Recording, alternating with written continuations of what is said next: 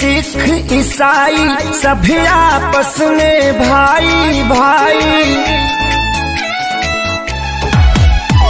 हिंदू मुस्लिम सिख ईसाई सभी आपस में भाई भाई।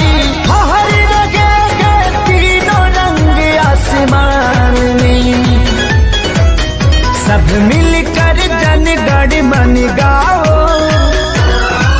इस तिरंगे के सम्मान में। सब मिलकर जन गण मन गाओ, इस तिरंगे के सम्मान में।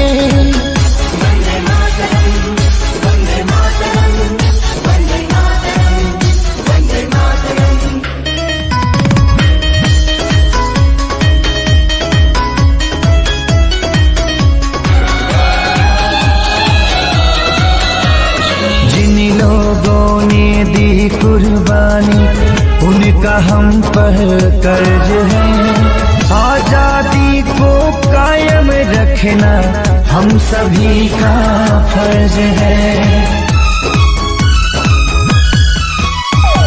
इसकी लहर में माँ की ममता, बूढ़े बाप की सीख है, मासूम बच्चों की किलकारी, विधवाओं की चीख है।